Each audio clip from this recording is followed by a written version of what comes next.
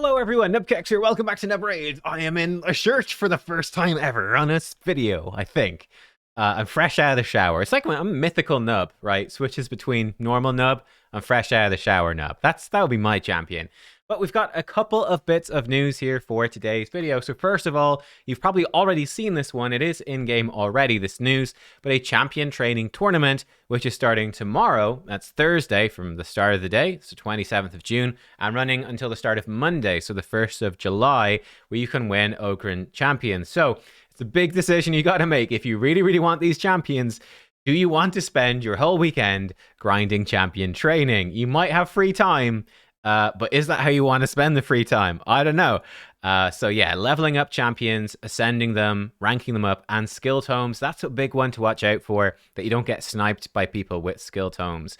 And here we go. These are the champions. So level 1 to 30, you can get an Ugo, 31 to 50, a Man-Eater, and 51 plus Kargar Deathbell. Funny enough, I'd actually say this might have been better if it was flipped, right? I think Man-Eater is really good for any new... I think it's a small number of players, actually, because I think any longer term players would have got Wixwell, and you can, beat Demon Lord so easily with Wixwell. So I feel like newer players that weren't able to get Wixwell, Man-Eater could be a game changer for you, right? Because he opens up unkillable Demon Lord compositions, which is the most important thing. There's very few of my viewers these days that are in that position. But look, if you are super early game, Man-Eater, you're struggling on Demon Lord, this probably is worth going all out and just getting him. Ugo is great for Hydra. Now, level 1 to 30, that's so early in the game. Ugo's still a great support. I think Ugo comes more into their own when you're a little bit further in. You're trying to do some Hydra. They'll really hard carry you. But it might be kind of easy, right? Just against other really new accounts that might not even be paying attention. They don't know what tournaments even are, so you might get an easy win. That's not too bad. I think both of the epics are actually really solid epics. They're both great. I use both of them all the time still. Level 51 plus Kargar Deathbell. So 51 plus is pretty low. Like oftentimes they do the legendaries much higher than that. Kargar, I don't have him. He's in a weird spot. Like I think Man-Eater stands out because he's top tier for Demon Lord. I think Ugo stands out because she's almost top tier for Hydra. Kargar, he's in that funny spot where he's just a really good champion who's also always looking to that side. He's checking me out. I don't know why. But he's really, really good, but he's not top tier anywhere, which sort of drags him down a bit. So he heals himself a lot with his A1. His A2 is an AoE attack with turn meter boost and a cleanse. He has ally protection and strengthen for the team. And then he's boosting himself up. He has HP in all battles. Like, he's a really solid champion. He's really good. He's got a bunch of great stuff in his kit. But yeah, I mean, people like him, but I definitely, I've not seen any top tier teams with him in Hydra. Again, he's fine. He keeps you alive. He's boosting up your turn meter and removing debuffs. Like, he's fine. He's solid. But I don't know. He's in that weird spot of being just a great support that doesn't really have anywhere to shine, I would say. Yeah, so there we go. Now, the other thing, let me get it up. Actually, in fact, before we touch on the other thing, I do have it here. I guess the question, will I personally go for this? I don't think so. I would quite like to get Koragar, but again, you're going to have to come first place in your group to get this, I'm pretty certain. You have to win the tournament to get it. I don't know, that's just not something that appeals to me all that much, right? Like, it's just not a pleasant experience, and it entails, like, basically your whole weekend constantly checking the game and grinding champion training. I just rather have the time, to be completely honest. So, yeah, I would totally do a big event for this guy, but a big champion training tournament over the weekend? No, I don't think so. Like, I've gone pretty hard for champion training tournaments in the past, and it just sort of get sick of them. So I'm not super in the mood. I can understand if someone wants to go for it, though. And like, if you've got an easy tournament group, if people aren't really going for it, then sure.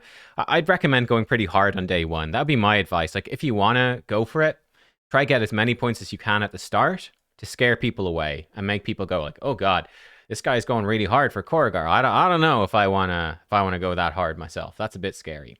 Right then, the other piece of news we have then is this. So on Friday, the 28th of June, there'll be 2 summoning events. We actually predicted this one.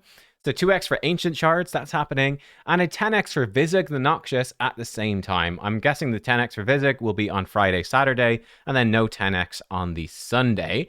So Yeah, look, this is tying in. We've got a spider tournament with Ogren accessories, I think, starting on Saturday as well. So, yeah, look, it's the new Ogren faction unity guy. He was in a summon pool. Now he's in a 2x, 10x event. I think this guy's actually really good. Like, he's getting, yeah, really solid reviews in a bunch of places. So, he has, he might actually start with this. So, AoE attack with 2 poisons and a burn. Then he has an AoE with increased accuracy that increases enemy debuffs and decreases ally debuffs. Then when you start adding Ogren in, he gets increased speed. He increases enemy debuffs by 2 turns and decreases ally debuffs by 2 turns. At 3 faction allies, it heals your team.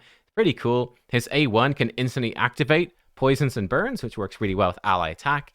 Then he's got a good passive as well, which is boosting accuracy for everybody. Yeah, the more there are, which is great. And then again, the faction unity stuff is real strong. HP burn and poisons from allies do 30% more damage, is great. Allies do 5% more damage for every burn and debuff on every burn and poison on a target. And then burns and poisons placed by allies cannot be removed, stolen, or transferred. He's got, again, a really good aura for Ogren tribes. He's just a really good champion. Like, he's a great faction unity champion. Sort of his problem is that there's not a lot of Ogrens. They're fairly limited. So Gerptuk does a lot of poisons. Gerda does too, but she's just kind of bad. Grisor would be really good. So him plus Grisor is a strong, I'd say, good Hydra combo. He goes well with like Ugo. Skrank brings you some more AoE burns.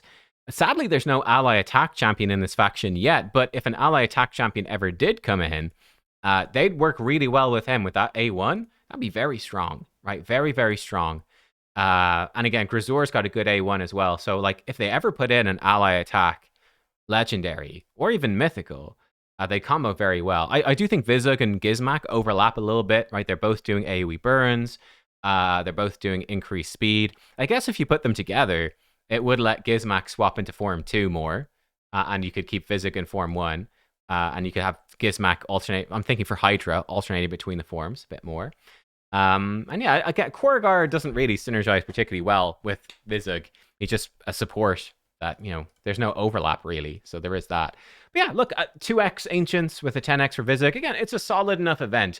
I think it's pretty comparable to this extra legendary event right now. I'm going to skip this extra legendary event myself because I have no idea where I'm at on my Mercy timer.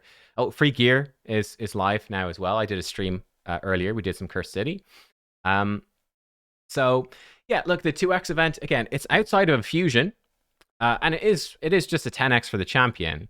It's not, you know, it's only a 10x. Like roughly, if you got a legendary, it'd be like, what, a 5% chance to be him. Rough. I don't know what the exact maths are right now. It's still a pretty tiny chance to get him, but it's a good chance to get him. He's not normally in the summon pool. But yeah, like there might be an event or a tournament on at the same time as well. I'm going to be, I will earn at least 2 of these Remnant summons from Ice Golem and Dungeon Divers. I'm going to have 2, sorry, not Remnant summons, summon pool summons. So I'll have my 2 summon pools to throw into it, which is great. I will actually hopefully get the one from Amius as well. So I should have a Remnant summon from beating Amius now that free regear is on. Should have that as well in case it is a champion chase tournament at the weekend. It could also be, we don't know yet, it could also be like a deck of fate or something like that. It could be a cool little event with lots of rewards in there. That might tie into your decision of whether or not to go for this 2x, 10x or not. Unfortunately, I don't think we'll know before the extra legendary event ends. Like I said, my rough rule of thumb is extra legendary event is by far the best if you're close to your Mercy. So if you've gone a long time without a legendary, this can be great because you can get 2 legendaries with a very small number of shards, and it's great, or like 1 extra with a small number of shards. That's definitely the way to go. If you're not close to your Mercy, then probably the 2x, 10x event would be a bit better because you can get some epics for epic empowerment. You can get good epics as well that might help you progressing. So yeah, like I think it's a bit safer. Like if you're not close to your Mercy, I think you're better off playing it safe. And if you really want to pull the shards, see how the event looks like. I will be seeing how it looks, obviously, on Friday when it goes live. I'll probably be doing it, especially if there's a mythical tome up for grabs. I'll probably do it. There might also be, you know, seeing as they're hitting us with extra legendary from Ancients, and then they're hitting us with like a pretty good 2x, 10x event right after that. They could easily hit us with a guaranteed champion then after as well on like Monday, Tuesday, Wednesday. Like they could do that, drop a guaranteed Ancient champion during CVC or something. I don't know. It might happen, but it also might not. I think even if they did, I think any of these events are reasonable to go for, depending on where you are in the game, where you are in your mercy timer, what your priority is. There's also no real harm in just saving stuff for the future and being well set for the next fusion or any other following summoning events. Because, it's one thing we know in this game, there's never any shortage of summoning events. You will have your opportunity to pull your shards sooner rather than later. So also don't feel too bad about skipping them. Like I said, for me, I'm probably gonna. I'll see how the event looks like this weekend, the summoning event, and if it's good, I don't mind pulling some ancients to try get that, and maybe I'll get lucky and get a Vizug. He'd be fun to get. If I don't get him, I don't mind too much. That's sort of my approach, but we'll see. Thanks for watching, everyone. Let me know what you are going to do, and I will see you all next time. Goodbye.